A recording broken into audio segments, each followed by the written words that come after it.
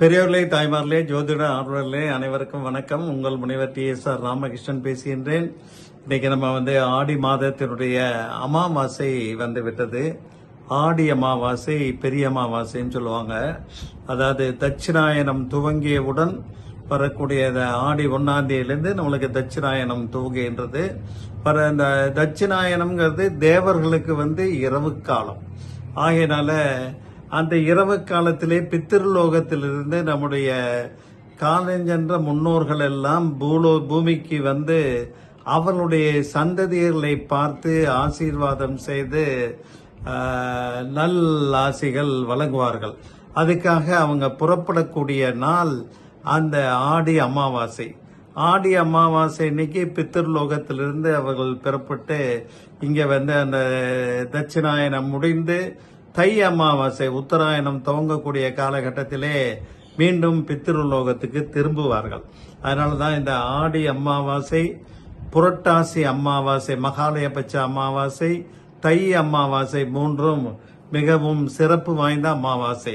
நம்ம முன்னோர்கள் நிறைய பேருக்கு முன்னோர்கள் இறந்த திதி தெரியாது. எந்த வளர்பிறையா தேய்பிறையா, சில பேருக்கு எந்த மாசம்னு தெரியாது, சில பேருக்கு எந்த வருடம்னு தெரியாது.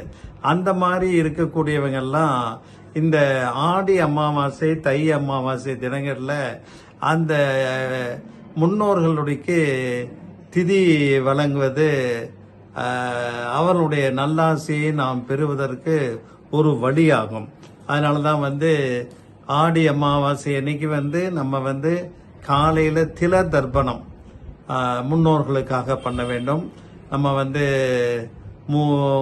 மூவேல் 21 தலைமுறையில 3 தலைமுறையினர் பெயரை மட்டும் சொல்லி அதற்கு முன் வந்த மூதாதையர்கள் என்று சொல்லிக் கொண்டால் போதும். யாருக்கெல்லாம் அப்பா இல்லையோ அவர்கள்தான் திதி கொடுக்கலாம். அப்பா இருக்கும்போது யாரும் தாத்தாவுக்கோ இல்லை மற்றவர்களுக்கோ திதி கொடுக்க கூடாது. அவங்களுடைய சொந்த அப்பா இல்லை என்றால் தான் திதி கொடுக்க அவர்களுக்கு அந்த வாய்ப்பு கிட்டும்.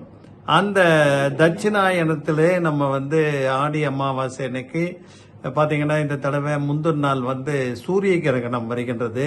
சூரிய கிரகணம் வந்தாலும் இந்தியாவில் அந்த சூரிய கிரகணம் தெரியாது. அதனால அதை பத்தி நம்ம கவலைப்பட வேண்டிய அவசியம் இல்லை.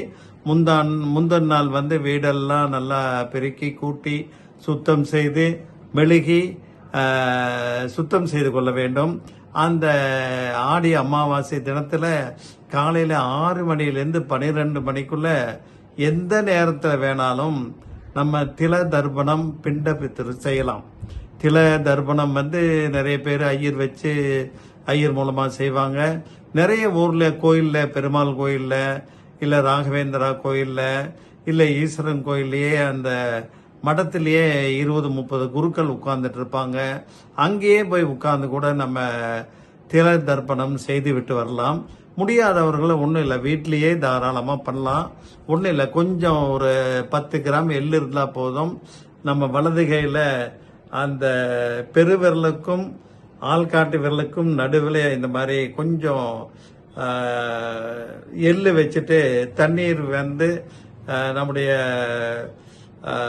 மனைவி இல்லைன்னா பாரியால் இல்லைன்னா நம்மளே இடது கையில ஊத்தி அந்த அகண்ட பாத்திரத்துல அந்த கையில் உள்ள எள்ளு பூராம் கழுவி இப்படி வச்சுக்கணும். அப்படி வச்சுட்டு அந்த எள்ள பாத்திரத்திலே தண்ணீர் விட்டு தில தர்ப்பணம் செய்து இந்த எள்ளை நம்ம கால்படாத இடத்திலே கொட்டி விட வேண்டும். அதாவது வீட்டில் கார்டன் வச்சிருக்கீங்க அப்படின்னா கார்டன்ல சில பேர் தொட்டியில செடி வச்சிருக்கலாம், இல்ல தென்னை மரம் வச்சிருக்கலாம், இல்ல நல்ல குரோட்டன் செடி இல்ல பழச்செடிகள் இந்த மாதிரி வச்சிருக்கலாம். அந்த செடி அடிமரத்துக்கு கீழே அந்த இல்ல தொட்டியில அந்த விதைகளை எள்ளு தர்ப்பணம் செய்த எள்ளை கால்படாத இடத்துல கொட்டிட்டு நம்ம வடக்கு நோக்கி சில பேர் என்ன பண்ணுவாங்க, வடக்கு முகமாக வீட்லயே 7 தப்படி வச்சு கொஞ்சம் லேசா எள்ளை இறைச்சிட்டும் போவாங்க. அந்த மாதிரியும் பண்ணலாம். கண்டிப்பாக நம்ம தில தர்ப்பணம் காலையில 6லிருந்து 11:30க்குள்ள எப்ப வேணாலும் பண்ணலாம். அந்த பிண்ட பித்ரு பிடிக்கிறவங்க, பிண்ட பித்ரு வந்து பொதுவாக நம்ம சிரார்த்தம் வரும்போது பிடிப்பாங்க. சிரார்த்தம் அதாவது இறந்தவருடைய அந்த திதி நாளில் அந்த பொதுவாக 5 அல்லது 7, அதாவது 4 மெயின் பிண்டம் 3 உபரி பிண்டம்னு போட்டு அந்த மறைந்த நம்முடைய முன்னோர்கள் அப்பா, தாத்தா, முப்பாட்டனார், அதே மாதிரி அம்மா, பாட்டியார், முப்பாட்டியார், மனைவியுடைய அம்மா அப்பா பேர் இருந்தாலும் சொல்லிக்கலாம். இந்த மாதிரி எல்லாத்து பேரையும் சொல்லிட்டு நம்ம வந்து அவர்களுடைய ஆசீர்வாதம் வேண்டி ஒரு 2 நிமிடம் மௌனமாக அவங்களுக்கு அஞ்சலி செலுத்தி பிரார்த்தனை செய்து கொண்டிருக்க வேண்டும். இந்த மாதிரி பண்ணும்போது நம்ம ஆடி அமாவாசையில பெரியவர்களுடைய ஆசீர்வாதம் கிட்டும், வீட்டில் இன்னல்கள் தீரும், தடைகள் தகரும், இழுபறியான காரியங்கள் நல்ல முறையில் முடியும். அதே மாதிரி தீய சக்திகள், கண் திருஷ்டி, ஏவல், பில்லி, சூன்யம் இதெல்லாம் முன்னோர்கள் ஆசீர்வாதம் இருப்பதனால் வெளியேறும். அதே மாதிரி நோய் கஷ்டங்கள் எல்லாம் நீங்கும். நம்ம இந்த படையல் பூஜை வந்து நல்ல நேரம் பார்த்தா பண்ணணும். தில தர்ப்பணம் 6லேருந்து 12க்குள்ள எப்போ வேணாலும் பண்ணலாம். ஆனால் படையல் பூஜை வந்து நல்ல நேரம் பார்த்தா போடணும். 12 மணிக்கு ராகாலம் வந்துடுது. அதனால காலையில் 9:15லேருந்து 10:15, இல்லைன்னா 10:45லேருந்து 11:45க்குள்ள நம்ம படையல் பூஜை தலைவாழை இலையில போட்டு நம்ம வந்து நம்ம முன்னோர்களுக்கு பிடித்த உணவை சமைத்து அன்னைக்கு வந்து நாட்டு காய்கறிகள் தான், சாம்பார், ரசம், காய், கூட்டு இதெல்லாம் இருக்கணும். மலை காய்கறிகள் இந்த மாதிரி உருளைக்கிழங்கு, கேரட்டு, பீட்ரூட்டு இந்த மாதிரி காய்கறிகள்லாம் கூடாது. அன்னைக்கு வந்து பசு மாட்டுக்கு அகத்திக்கீரை, இல்லை பச்சரிசி, வெல்லம், இல்லை வாழைப்பழம் இந்த மாதிரி ஏதாவது பசு மாட்டிற்கு உணவாக குறைப்பதால் நம்ம வந்து பிதிர் தோஷங்கள் நீங்கும். அதே போல நம்முடைய பெட் அனிமல்ஸ், நாய் இருக்குது அப்படின்னா பிஸ்கட் போடலாம். கால்நடைகளுக்கு நம்ம வந்து அகத்திக்கீரை இந்த மாதிரி கொடுக்கலாம். புறாக்களுக்கு தானியங்கள் வெளியில நம்ம வந்து மொட்டை மாடியில் இது பண்ணும்போது காக்காய், இதர புறாக்கள், பறவைகள் வந்து சாப்பிட்டு விட்டு செல்லும். இதுக்கு உணவளிப்பதே நம்மளுக்கு வந்து நல்ல ஒரு அன்னதானமாகும். அதே மாதிரி வயது முதிர்ந்த ஏழைகள், இல்லை ஆதரவற்ற முதியோர்கள், இல்லை ஊனமற்றவர்கள் இவங்களுக்கு வந்து தயிர் சாதம், எள்ளுருண்டை கொடுத்தீங்கனாலும் நல்லா இருக்கும். அன்னைக்கு வந்து குலதெய்வம் கோயிலுக்கு மாலை நேரத்தில் போயிட்டு வரணும். அந்த நம்ம அமாவாசை அன்னைக்கு வந்து வீடு வாசல் தெளிக்கலாம், ஆனால் கோலம் போடக்கூடாது. கோலம் போட்டால் மகாலட்சுமி வந்துடுவாங்க. அன்னைக்கு நம்முடைய மரியாதையெல்லாம் நம்முடைய மறைந்த முன்னோர்களுக்கு தான் செலுத்த வேண்டும். அதற்கு பின்னர் தான் இறை வழிபாட்டுக்கே போக வேண்டும். அதனால கோலம் போடக்கூடாது. அதே மாதிரி நம்ம வந்து வாசல் தெளிக்கலாம், பின்னோக்கியே வாசல் தெளிச்சிட்டு வரணும்.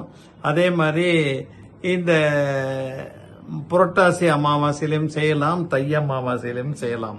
அதே மாதிரி நம்ம வந்து பல வகை காய்கறிகள், நாட்டு காய்கறிகள் நிறைய வந்து தானம் செய்யலாம். அந்த காய்கறிகள் தானம் செய்து முடியாதவர்கள் எல்லா காய்கறிகளும் தானம் பண்ணலனாலும் நீங்க வந்து பாகற்காய், வாழைக்காய் போன்ற ஒரு 4 முக்கியமான காய்களை தானம் செய்து காசி கயா கயா, கயா காசி கயா கயா அப்படின்னு ஒரு 7 தடவை சொல்லும்போது நம்முடைய முன்னோர்களுக்கு தர்ப்பணம் கொடுக்கும்போது அதை சொல்ல வேண்டும். அந்த மாதிரி அன்னதானம் பெரிய முதியோர்களுக்கு செய்யலாம். இந்த மாதிரி பண்ணும்போது காய்கறிகள் நம்ம வந்து நிறைய காய்கறி வைக்கலனாலும் பாகற்காய், பிரண்டை, வாழைக்காய், பச்சரிசி, பருப்பு இது மட்டுமாவது நம்ம வந்து யாருக்காவது தானம் செய்வது நல்லது. இந்த மாதிரி ஆடி அமாவாசை நிறைஞ்ச நாள்னு சொல்லுவாங்க. அன்னைக்கு வந்து நம்ம வந்து வேற ஏதாவது பத்திரம் பதிவு பண்றது, இடம் வாங்கறதுக்கு அட்வான்ஸ் கொடுக்கறது, இல்லை வந்து வேற வீடு வாங்கறது, வாகனம் வாங்கறது, ரெஜிஸ்ட்ரேஷன் பண்றது, இது போன்ற காரியங்களை நல்ல முறையில் செய்வதற்கு உகந்த நாளாகும். ஆக ஆடி அமாவாசை அன்னைக்கு நம்ம வந்து நம்முடைய மறைந்த முன்னோர்களுக்கு தில தர்ப்பணம் செய்து மதியம் அந்த 10:45லேருந்து 11:45க்குள்ள படையல் பூஜை போட்டு நம்ம வழிபாடு செய்ய வேண்டும். முதல்ல வயது முதிர்ந்த பெரியவர்களுக்கு சாப்பாடு கொடுத்து விட வேண்டும். இல்லைன்னா குழந்தைகளுக்கு கொடுத்து விட்டு நாம் உட்கார்ந்து சாப்பிடலாம். அதே மாதிரி பெண்கள் பண்ணலாமா அப்படின்னு சில பேர் கேட்குறாங்க. ஆனால் பெண்கள் வந்து அவங்க கணவன் இல்லை என்றால் அவர்களுடைய கணவனுக்கு பெண்கள் வந்து நம்ம வந்து தில தர்ப்பணம் செய்யலாம். குழந்தைகள் எல்லாம் பண்ணக்கூடாது. அப்பா இல்லாதவர்கள் மட்டும்தான் பண்ண வேண்டும். இந்த ஆடி அமாவாசை, புரட்டாசி மகாலயபட்ச அமாவாசை, தை அமாவாசையில் நம்ம பெற்றோர்களுக்கு, மறைந்த முன்னோர்களுக்கு நம்ம வந்து தில தர்ப்பணம், படேல் பூஜை செய்து அவருடைய ஆசீர்வாதத்தையும் அருளுரையும் பெற்று எல்லா வளமும் நலமும் பெற வேண்டும் என்று கேட்டுக்கொண்டு நிறைவு செய்கின்றேன். நன்றி, வணக்கம்.